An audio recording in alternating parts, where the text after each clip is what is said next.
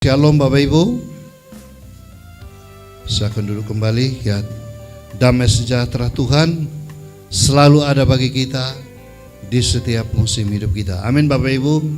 Ya, pada minggu ini kita mau belajar firman Tuhan lagi berkaitan dengan pencurahan Roh Kudus.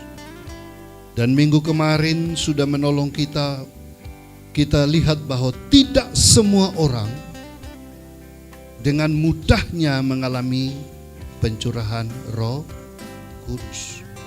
Tetapi hanya kepada mereka yang sungguh-sungguh bertobat, sungguh-sungguh percaya, siap diri mereka, siapkan hidup mereka, baru menerima kuasa Roh Kudus.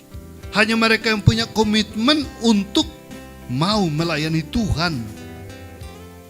Ya, jadi Bapak Ibu, ini pengajaran Alkitab yang memang menolong kita untuk tidak terpengaruh, tidak mudah dengan banyak-banyak penafsiran yang salah, yang menyesatkan, yang membuat kita bimbang dan ragu. Jadi kalau ada orang datang ke gereja, datang dengan beban hidup yang berat, berdirinya aja sudah nggak bisa, kemudian datang maju katanya penuh Roh Kudus, didoakan tiba-tiba jatuh. Nah, itu patut dipertanyakan, apakah hidup orang itu beres apa tidak? Sebab Roh Kudus hanya dicurahkan bagi mereka yang sudah bertobat. Yang datang kan belum bertobat. Itu baru undangan, marilah kepadaku hai kau yang letih lesu bertanggungan berat.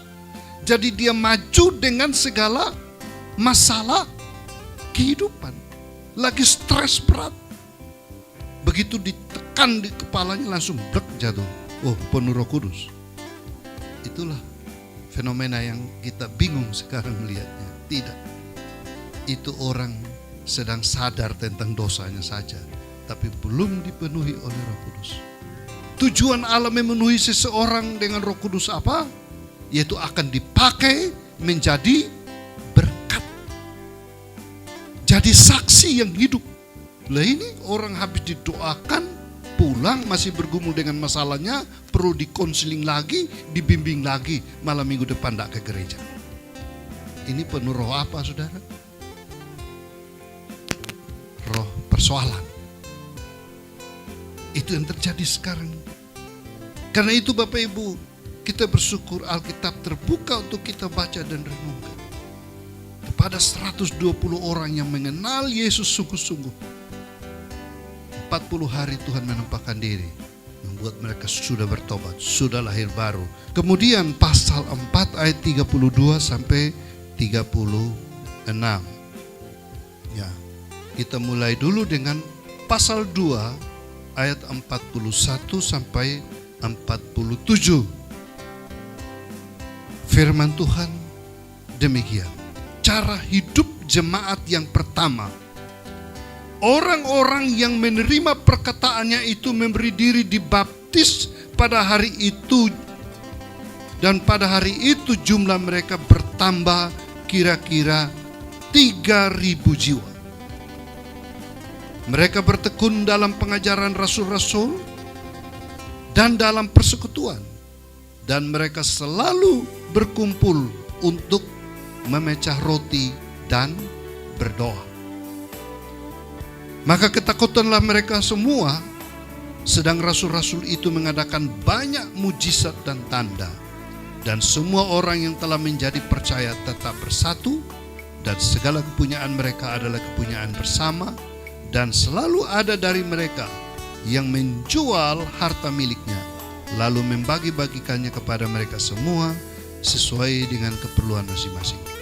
Dengan bertekun dan dengan sehati, mereka berkumpul tiap-tiap hari dalam bait Allah. Mereka memecahkan roti di rumah masing-masing secara bergilir dan makan bersama-sama dengan gembira dan dengan tulus hati, sambil memuji Allah. Dan mereka disukai semua orang, dan tiap-tiap hari Tuhan menambah jumlah mereka dengan orang-orang yang selamatkan. Kita ke pembacaan yang kedua di pasal yang keempat, ayat yang ke-32 sampai dengan ayat yang ke-36. Boleh bersama saya baca 2-3. Adapun kumpulan orang yang telah percaya itu, mereka sehati dan sejiwa, dan tidak seorang pun yang berkata bahwa sesuatu dari kepunyaannya adalah miliknya sendiri, tetapi segala sesuatu adalah kepunyaan mereka bersama. Dan dengan kuasa yang besar, rasul-rasul memberi kesaksian tentang kebangkitan Tuhan Yesus, dan mereka semua hidup dalam kasih karunia yang melimpah-limpah. Sebab tidak ada seorang pun yang berkekurangan di antara mereka, karena mereka semua yang mempunyai tanah atau rumah menjual kepunyaannya itu, dan hasil penjualan itu mereka bawa dan mereka letakkan di depan kaki rasul-rasul, lalu dibagi-bagikan kepada setiap orang sesuai dengan keperluannya. Demikian pula dengan Yusuf, yang oleh rasul-rasul disebut Barnabas, artinya anak penghiburan, seorang Lewi dari Siprus. Ia menjual ladang miliknya, lalu membawa uangnya itu dan meletakkannya di depan kaki rasul-rasul. Nah, dari dua teks pembacaan ini kita mau belajar apa dampak atau akibat setelah seorang dipenuhi oleh Roh Kudus.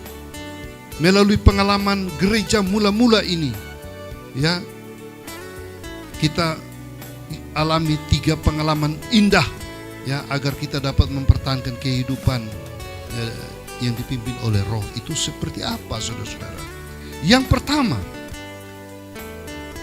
setelah dipenuhi Roh Kudus, ya, ini setelah, kalau orang yang belum mengalami nggak bisa mengalami ini.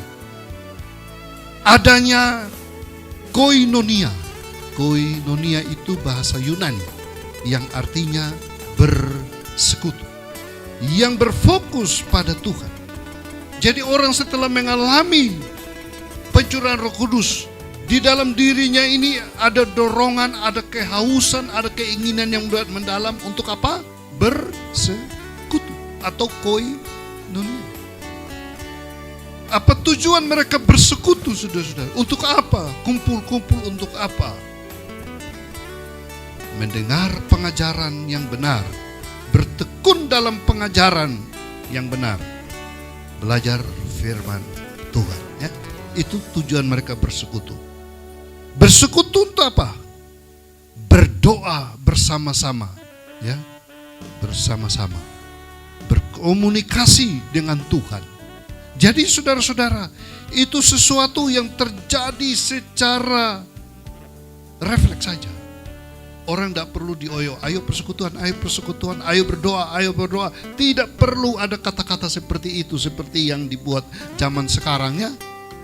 Ayo ikut gereja, orang di desa, ayo ke gereja. Nanti di gereja setiap orang dikasih pinjaman gratis 1 miliar. Tidak ada itu. Kalaupun ada, ya syukur, pasti banyak orang datangnya. Coba sekarang ada pembagian sembako gratis di mana, Bapak Ibu? Pasti semua orang datang penuh itu, karena sesuatu yang menarik di sana, kan? Nah, jadi apa yang menarik di sini? Orang setelah dipenuhi Roh Kudus, saudara-saudara, mereka setia dalam pengajaran rasul-rasul. Kenapa pengajaran rasul-rasul menjadi tertarik? Karena mengajarkan, memperjelas siapakah Yesus. Mereka ingin tahu Yesus lebih dalam. Mereka bukan hanya ingin mengalami mujizat 1 kali didoakan sembuh, tidak. Ingin tahu siapakah Yesus itu. Ingin mengenal Dia lebih lagi. Mereka sudah dengar tentang Dia, mereka sudah tahu tentang Dia. Tapi mereka ingin memperdalam pengetahuan mereka tentang siapakah Yesus. Bapak Ibu terkasih di dalam Tuhan, memang menyedihkan. Banyak orang zaman sekarang mudah sekali menyangkal imannya kepada Tuhan Yesus. Tetapi setelah saya selidiki latar belakang orang-orang yang pindah imannya, yang tadinya mengaku iman kepada Yesus, itu ternyata orang-orang yang tidak menerima pengajaran katekisasi yang sungguh-sungguh. Orang-orang yang tidak benar-benar belajar tentang firman Tuhan. Orang-orang yang ke gereja hanya mencari khotbah-khotbah yang membuat orang tertawa, yang membuat orang senang, yang hanya mendengar khotbah-khotbah berkaitan dengan berkat, yang memenuhi kebutuhan hidup ini saja, hidup ini saja, hidup ini saja. Tapi mereka tidak sungguh-sungguh mau belajar mengenal siapakah Yesus yang sebenarnya. Kalau pengenalan yang dalam itu, maka tidak mungkin mereka akan menolak dia, menyangkal dia. Amin Bapak Ibu. Kalau suami istri betul-betul sudah saling mengenal kasihnya, kesetiaannya, mana mungkin mau bercerai kan? Betul? Kalau kita sudah sungguh-sungguh mengenal dengan jelas, bagaimana mungkin kita membuangnya dengan sia-sia? Rasul Paulus dalam suratnya kepada jemaat Filipi pasal 1 itu, pasal 3 ya, pasal 3 ayat 7-8 dia bilang begini.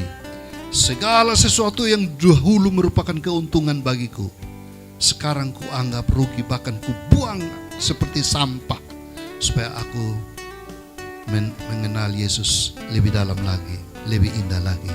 Karena mengenal Yesus itu lebih penting dari segala galanya. Kita tahu bahwa Paulus orangnya tadinya membenci Yesus tuh, bahkan membunuh setiap orang yang mengakui nama Yesus. Dia anggap itu orang-orang sesat, orang-orang bodoh, orang-orang tidak berpengetahuan. Percaya. Tidak benar. Bahkan dia menilai tiap minggu ke gereja tidak benar. Dan akhirnya Paulus menjadi provokator pertama dan membunuh umat Tuhan di Yerusalem. Tetapi orang seperti itu ditangkap Yesus dalam pengalaman perjalanan menuju Damsyik, dan akhirnya dia bertobat dengan sungguh-sungguh. Karena itu Bapak Ibu terkasih dalam Tuhan, saya pribadi walaupun pendeta baca Alkitab bola-balik, saya rindu tiap hari mengenal Yesus lebih dalam lagi, belajar melalui firman Tuhan. Jadi jemaat juga saya lihat anak-anak Tuhan, setiap minggu kenapa sih kok ke gereja itu? Ngapain juga di gereja? Apa yang tertarik di gereja?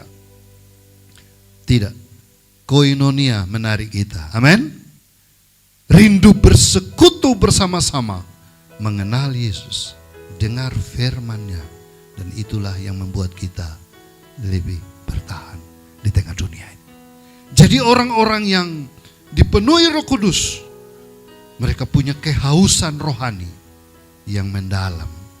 Jadi kalau orang tidak punya kehausan rohani, itu Roh Kudus tidak bekerja dalam diri mereka mungkin kan.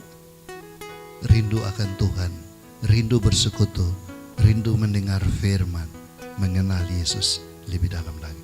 Inilah buktinya orang yang dipenuhi oleh Roh Kudus. Jelas bagi kita Bapak Ibu, dampak dari pencurahan Roh Kudus yaitu adanya koinonia. Mungkin saya harus bersaksi bagaimana pengalaman saya dipenuhi Roh Kudus. Saya waktu SMP sudah mengalami dipenuhi oleh Roh Kudus. Mulai saya bertobat dari teman-teman yang mengajak yang gak itu saudara-saudara. Mulai saya rindu Tuhan, mencari Tuhan saudara. Kota Kupang itu saudara dulu belum ada angkot. Dan setiap hari ada persekutuan doa di mana-mana. Dan kita punya kerinduan hadir. Dan jalan kaki keliling Kota Kupang. Weh, itu aneh. Hanya mau mencari Tuhan. Mencari Tuhan. Pulang persekutuan doa malam-malam jam 10, jam 11 malam. Jalan kaki. 5-6 kilometer jalan kaki. Tapi tidak pernah bersungut-sungut dengan sukacita. Zaman sekarang sudah lebih mudah. Saudara kemana aja gak perlu bawa mobil. Karena Grab di mana-mana. Ya, Gojek di mana-mana, angkot di mana-mana, bis kota di mana-mana. Kendaraan semakin mudah. Toh banyak orang tidak punya kerinduan koinonia. Menjadi alasan terlalu jauh, saya terlalu sibuk. Maka zaman seperti ini kita rindu Roh bekerja lagi, mengerjakan kehausan rohani. Yesus khotbah di bukit dalam Matius pasal 5 ayat 6. Berbahagialah orang yang lapar dan haus akan kebenaran, karena mereka akan dipuaskan. Saudara, begitu indahnya. Saya dari SMP, SMA, jadi 3-4 tahun itu full saya ikut Tuhan. Sekolah tetapi rindu Tuhan. Diisi terus oleh firman. Sampai saya berserah diri dan mengatakan, Tuhan, saya berserah untuk pakailah hidupku menjadi alat. Sampai pada hari ini Roh Kudus memenuhi hidup ini untuk menjadi berkat bagi banyak orang. Amin. Kalau tidak, saya tidak ada di sini. Banyak teman saya. Karena itu saudara-saudara yang terkasih dalam Tuhan, Roh Kudus bekerja dalam diri orang. Kita melihat ada kehausan rohani, rindu bersekutu. Rindu bersekutu. Jadi memang sebagai saudara seiman dalam Ibrani pasal 10 ayat 25, janganlah kamu menjauhkan diri dari pertemuan-pertemuan ibadah kita seperti yang dibiasakan oleh sebagian orang, tetapi marilah kita semakin giat melakukannya menjelang hari Tuhan yang mendekat. Memang banyak orang juga pikir-pikir, ngapain tuh bersekutu, aku dapat apa di sana? Itu dia, akhirnya sudah puas. Tapi saudara, sebenarnya karya Roh Kudus dalam diri kita membuat kita rindu datang dalam hadirat Tuhan. Rindu belajar, rindu mengenal Dia lebih dalam lagi, lebih dalam lagi. Amin, saudara. Nah, sekarang ini bukan karya Roh Kudus ini, karya teknologi canggih. Membuat orang kalau nggak pegang HP-nya, coba ada orang yang nggak boleh pegang HP 1 hari, kayaknya sudah nggak bisa hidup itu ya. Ini sudah lebih dari pacar ini, sudah lebih dari istri, sudah lebih dari suami, lebih dari segala-galanya. Ada orang gak makan, saudara-saudara, tunda makannya. Ya ini gara-gara barang ini kan. Ada orang gak tidur, tunda jam tidurnya. Ini gara-garanya ini. Coba ada mahasiswa yang gagal kuliah gara-gara game terus. Anak-anak zaman sekarang ini, yang cili-cili ini, cucu-cucu kecil, kalau gak ada barang-barang seperti ini, ngamuknya minta ampun. Dan sekarang di sekolah-sekolah, mau masuk sekolah syaratnya harus punya alat-alat seperti ini kan. Wah, sekarang Allah kita Allah yang baru, Allah teknologi. Namanya teknologi, bukan Tuhan Yesus lagi. Kita banyak diperhamba, berapa banyak uang dipakai untuk ini saja, saudara-saudara. Main WA terus saja, saudara-saudara. Yang memang alat komunikasi canggih yang bagus untuk apa saja. Tetapi kalau kita tidak bisa menggunakannya dengan baik, membaca firman Tuhan juga bisa. Memang ini ada Alkitab di dalam sini ya. Ada semuanya di sini, saudara-saudara. Dunia ini ada di dalam genggaman tangan kita, saudara-saudara. Tetapi di balik semua yang menarik bagi dunia ini, apakah hati kita masih lapar dan haus akan kebenaran? Amin? Ya atau tidak? Itu pertanyaannya. Ini karya Roh Kudus atau ketertarikan kepada kecanggihan teknologi modern? Kita harus taklukkan semua itu, gunakan semua demi kemuliaan Tuhan saja. Tapi yang lebih penting, Tuhan ada bagi kita. Ya, jadi saudara-saudara, sekarang saya juga terpanggil melayaninya melalui ini juga. Maka itu Bapak Ibu lihat sekarang khotbah saya harus buat seperti ini. Karena ada teknologi yang canggih ini, alatnya ini 75 inci kan. Nah, sudah kita pakai begini supaya 2 kali dengar suara, lihat di sana. Kalau Bapak Ibu masih lupa, jangan khawatir. Hizkia akan upload namanya YouTube. Jadi dengar ulang lagi kan. Nah, beberapa kali melalui teknologi supaya tapi tidak tahu, mungkin hal lain lebih menarik. Bosan juga dengar khotbah terus Pak, jadi kita selingan info. Ya silakan saja. Tapi saudara-saudara, yang penting adalah apakah Roh Kudus membakar hati kita untuk punya kerinduan koinonia itu tidak. Bersekutu bersama, mendengar pengajaran-pengajaran yang benar, dan berdoa bersama-sama. Masih ada Bapak Ibu? Masih ada? Oi, sudah tidak ada lagi. Masih ada kerinduan ini? Oh, haleluya. Ditingkatkan Bapak Ibu. Karena lebih baik 1 hari ya diam di rumah Tuhan daripada 1000 hari di tempat lain. Dekat dengan Tuhan. Ada hanya dekat, kata Daud, hanya dekat Allah saja aku tenang, daripadanya lah datang pertolonganku. Saudara, di saat bimbang, saat ragu, saat stres, masalah-masalah menanti, di mana saudara dapatkan jawaban? Nah, di dalam Tuhan Yesus yang tidak pernah berubah. Dia masih ada bagi kita. Ya. Yang kedua, saudara-saudara, dampak dari kehadiran Roh Kudus yang sudah dicurahkan, apa yang terjadi? Selain diakonia, koinonia, ada istilah kedua, adanya diakonia. Diakonia itu apa? Melayani, ya, bahasa Yunani itu diakonia. Melayani berdasarkan kasih Kristus. Alkitab di sini mencatat beberapa istilah di sana. Mereka memecah roti, bagi, makan bersama, saling berbagi dengan gembira, melayani dengan tulus hati. Ya, ini terjadi di gereja mula-mula. Bahkan ada yang menjual miliknya, datang bagi, kita bersekutu bersama-sama, menikmati bersama-sama. Dampak dari pencurahan Roh Kudus, ada diakonia, saling melayani satu dengan yang lain. Nah, jadi ada makan bersama juga ya, memecah roti bersama. Baik di gereja, di situ juga dikatakan, bahkan di rumah masing-masing itu juga terjadi. Makanya gereja juga buat di rumah masing-masing itu namanya ibadah keluarga atau komsel atau biston atau apa saja. Ya, tapi sekarang kita sesuaikan dengan perkembangan keadaan.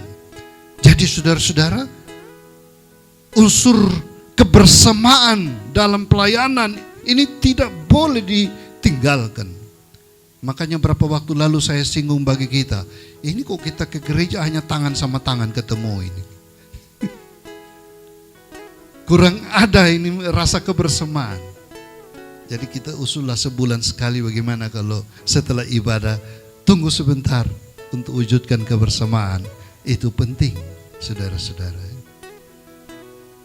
Tidak perlu makan prasmanan mewah, pesta besar, tapi sederhana. Roti satu sudah cukup. Yang penting kita bisa berfellowship bersama-sama, doa bersama-sama. Itu penting Bapak Ibu. Nah, karena itu Bapak Ibu terkasih, Roh Kudus akan berkarya untuk orang-orang percaya. Jumlah mereka di situ tadi kita baca, awalnya hanya 120 orang, bertambah lagi 3.000 orang, berarti totalannya berapa? 3.000 tambah 120, ya 3.120 orang Bapak Ibu. Nah, semakin banyak ini repot. Tetapi tidak, justru mereka semakin semangat. Begitu banyak orang, tapi mereka tetap dengan sukacita, ya. Di situ dikatakan bersukaria, bahkan dengan tulus hati, tidak ngomel. Semakin banyak, semakin indah hubungan di dalam Tuhan. Karena itu Saudara-saudara, Roh Kudus justru dicurahkan untuk menciptakan adanya persekutuan dan adanya hubungan kasih saling melayani berdasarkan kasih Kristus. Jadi kasih Kristus itulah yang mendorong kita untuk saling berbagi. Kasih Kristus mendorong kita untuk saling melayani satu dengan yang lain. Dan itu sudah diajarkan Yesus dalam hal melayani. Anak manusia datang bukan untuk dilayani, tapi untuk melayani. Dan hendaklah kamu saling mengasihi seperti aku mengasihi kamu. Saling melayani seperti aku melayani kamu. Jadi ada satu formulasi baru yang Tuhan ciptakan. Dan ini diterapkan oleh gereja mula-mula yang penuh dengan Roh Kudus. Jadi saudara, orang dipenuhi Roh Kudus bukan hanya datang ke gereja mengalami itu dan pergi dan hilang. Nggak tahu kapan lagi ada masalah, datang lagi, minta didoakan lagi. Orang semacam ini repot saudara. Maka saudara lihat banyak orang hanya ingin untuk diri sendiri. Tidak ada. Roh Kudus diberikan bukan untuk diri sendiri. Bukan untuk membanggakan saya lebih rohani daripada yang lain. Tidak. Justru bikin kita lebih rendah hati daripada yang lain. Kenapa? Karena kita harus melayani. Harus berkorban. Lihatlah orang-orang dipenuhi Roh Kudus. Mereka rela memberi saudara-saudara. Ada yang jual hartanya dan bagi kepada orang lain. Dampak dari pekerjaan Roh Kudus. Lebih lagi memberi, bukan menjauh. Bukan hanya datang untuk minta diberkati dan hilang. Tidak. Setelah mereka dipenuhi Roh Kudus, mereka justru saling melayani satu dengan yang lain. Saya kemarin siang ke Jakarta. Hari Jumat pagi, hari Sabtu saya memberkati pernikahan di Jakarta jam 10 pagi. Wah, saya bilang, Anda diberkati pernikahannya untuk menjadi berkat bagi orang lain. Itu tujuan Allah memberkati. Setelah memberkati, langsung saya pulang dengan Hizkia lagi. Tadi malam sampai di sini. Kita diberkati untuk apa? Memberkati. Nah, kita kalau mau berdoa Yabes, sudah tahu enggak jelas itu. Diberkati berlimpah-limpah untuk apa? Untuk memberkati. Mengapa Yabes berdoa begitu saudara? Kiranya engkau memberkati aku berlimpah-limpah. Pelajari konteksnya baik-baik di sana. Yabes itu salah satu pemimpin dari salah satu suku di sana. Dan area yang ditinggali oleh suku Israel dalam pimpinan Yabes terlalu sempit. Sehingga mereka tinggalnya mepet-mepet kayak kota Surabaya, orang gang-gang semua juga penuh manusia itu. Dan Yabes berdoa, ya Tuhan, perluas daerahku. Dan kiranya memberkati berlimpah-limpah Tuhan. Jadi doa Yabes itu bertujuan untuk kepentingan banyak orang, bukan untuk Yabes pribadi. Jadi Bapak Ibu doa Yabes tapi kalau untuk kepentingan pribadi, sekali lagi maaf, Tuhan tidak jawab. Kalau untuk pribadi doa begini, berikanlah kami makanan kami yang secukup. Cukup untuk siapa? Ya cukup untuk Anda yang kos, ditinggal sendiri kan kos. Cukup untuk Anda, istri anak, ya cukup. Jadi berikan kami yang cukup, begitu aja. Tapi kalau tujuannya menjadi berkat bagi orang lain, doalah. Doa Yabes juga. Berkati aku Tuhan, supaya aku menjadi berkat bagi banyak orang. Tinggal iman Bapak Ibu mau di mana? mau sudah cukup kemampuan pertanggungjawaban kepada Tuhan dan sesamanya cukup begini atau tidak? Ya, makanya ada orang yang saya lihat aneh juga. Semakin banyak memberi, justru semakin banyak juga dia diberi, dipercayakan begitu. Semakin kita pelit memberi, nah kayaknya Tuhan juga pelit deh. Karena Tuhan bilang berbahagialah orang yang memberi dengan sukacita, jangan dengan sedih dan jangan dengan terpaksa. Nah, jemaat mula-mula ini dicuci otaknya oleh Roh Kudus untuk memberi dengan sukacita. Jadi ada yang jual rumah itu pikir-pikir juga ya, gimana sih orang kok mau jual rumah untuk orang lain? Ada apa sih? Apakah rumahnya 2 atau 3 atau gimana? Nah, tapi itu yang Tuhan buat, saudara-saudara. Saya dengar kesaksian seorang hamba Tuhan beberapa bulan lalu. Dia dari Sumatera, datang di Surabaya, terus ketemu saya, terus dia bersaksi begini. Dia punya rumah, dia punya rumah, terus dia tidak tinggal di rumahnya itu karena rumahnya banjir, rumahnya mewah besar. Kemudian dia tinggal di kantor karena rumahnya banjir. Lah, tahu-tahu Tuhan gerakan hati dia untuk rumahnya yang sering kebanjiran itu, dia persembahkan kepada seorang hamba Tuhan. Nah, dia ini juga hamba Tuhan sih, tapi menurut dia hamba Tuhan ini lebih berat, jadi layaklah. Jadi dia serahkan aja rumahnya itu ke hamba Tuhan. Tapi dia bilang, rumah saya tuh kebanjiran, makanya lihat saya ini udah pindah. Hamba Tuhan, daripada ndak punya rumah, walaupun di dalam banjir kan paling hanya 1-2 hari lewat banjirnya, tinggal lagi kan.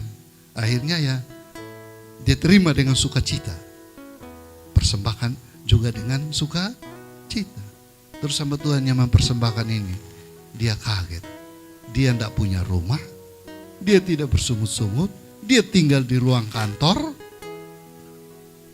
Tahu-tahu ada orang yang ketemu dia dan tanya, bagaimana ceritanya? Singkatnya, orang mempersembahkan rumah kepada dia. Bapak ini kenapa tinggal di kantor? Terus masa depannya gimana? Ya keadaan saya begini. Memang Bapak tidak punya rumah. Rumah saya sudah persembahkan kepada orang. Loh, Bapak aneh ya, enggak berpikirnya aneh. Punya rumah kasih orang, malah tinggal di tempat lain. Akhirnya orang yang dengar cerita ini tergerak. Karena dia seorang developer, membangun rumah-rumah. Sudah, kalau begitu saya bangun rumah kasih Bapak. Nah, ini jadi saling memberkati itu ya. Aneh juga ya. Tapi semuanya dengan hati yang gembira dan sukacita. Nah, di konteks kita ini, orang melayani, orang menikmati, memberi dan lain-lain, jual segala macam. Dengan apa? Terpaksa? Tidak kan? Dengan sukacita. Itulah diakonia. Melayani dengan sukacita berdasarkan kasih Kristus. Wah, pencurahan Roh Kudus membuat orang memiliki gaya hidup baru ya. Zaman sekarang ada enggak kira-kira Bapak Ibu lihat begitu? Kok kayaknya sulit. Bisa enggak kita seperti itu? Kok kayaknya sulit. Tapi itulah zaman karya Roh Kudus, bisa saja. Tapi saya juga masih mendengar kesaksian bisa gitu. Saudara, indah sekali ya karya Roh Kudus. Yang ketiga, dampak dari karya Roh Kudus adalah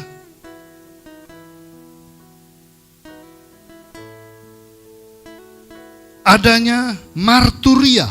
Nah, ada 3 istilah tadi: koinonia bersekutu, diakonia melayani, sekarang marturia atau bersaksi. Bersekutu, melayani, bersaksi. Itu sebagai refleksi dari kehadiran Roh di dalam diri mereka. Bersaksi. Bersaksi itu menjadi satu gaya hidup mereka. Karena memang dalam Kisah pasal 1 ayat 8 Tuhan sudah mengatakannya, kalau Roh Kudus turun atas kamu, kamu akan menjadi saksiku di Yerusalem, Yudea, Samaria, sampai ke ujung-ujung bumi. Jadi bersaksi. Bersaksi di mana saja, saudara-saudara. Di dalam keluarga mereka bersaksi. Bapak-bapak jadi imam dalam rumah tangga, atau ibu ajak anak-anaknya doa bersama, baca firman bersama. Di tempat kerja, ajak saudara seiman, bisa berdoa di sana. Yang belum kenal Yesus mengajarkan di sana. Di mana saja, bersaksi. Dulu ada nyanyian mengatakan, bersaksi terus sampai Tuhan datang. Bersaksi terus sampai Tuhan datang. Bersaksi, haleluya. Bersaksi terus sampai Tuhan datang. Itu bersaksi. Dan dengan itu dikatakan oleh Alkitab, dicatat di Kisah Para Rasul, mereka disukai semua orang. Dan kemudian Tuhan menambahkan jiwa-jiwa kepada mereka terus menerus. Orang dipenuhi Roh Kudus, dia akan bersaksi. Kira-kira apa isi kesaksian mereka? Di gereja ada makan-makan. Apa begitu? Di gereja ada pembagian warisan karena ada yang jual rumah. Apakah itu? Tidak, bukan itu loh. Walaupun itu terjadi di antara mereka, kesaksian mereka adalah apa? Yesus itu mati untuk dosa kita, bangkit memberi kemenangan bagi kita. Dia Allah yang hidup, dia naik ke sorga, dia akan datang kembali. Dia Tuhan yang berkuasa, dia memegang kunci kerajaan maut. Dia menang atas dosa, menang atas setan, menang atas maut. Mereka bersaksi, ayo percaya Yesus, terimalah dia sebagai Tuhan dan Juru Selamat. Tidak ada nama lain yang olehnya kita dapat diselamatkan. Itu kesaksian, inti kesaksiannya. Bukan bersaksi, di gereja kami tiap minggu makan-makan terus. Ada pembagian warisan terus. Bapak itu jual rumahnya, bagi-bagi di kami. Bukan itu. Jadi bersaksi tentang Kristus. Marturia. Karena itu Bapak Ibu terkasih dalam Tuhan, orang yang dipenuhi Roh Kudus, minimal 3 tanda ini terjadi. Koinonia, diakonia, marturia. Rajin bersekutu, semangat melayani, dan bersaksi sampai Tuhan Yesus datang. Itu orang yang dipenuhi Roh Kudus. Nah, saudara mau enggak hidupnya seperti itu? Kita butuh kehadiran Roh Kudus dalam hidup ini. Mari Bapak Ibu, kita ingin mengalami hal-hal yang sama. Gereja mula-mula melakukan itu, sampai sekarang juga. Jadi Bapak Ibu, kita telah bermajelis, telah programkan di setiap minggu pertama. Kita setelah ibadah tahan dulu 5-10 menit, kita berdoa bersama, saling mendoakan satu dengan lain, ya.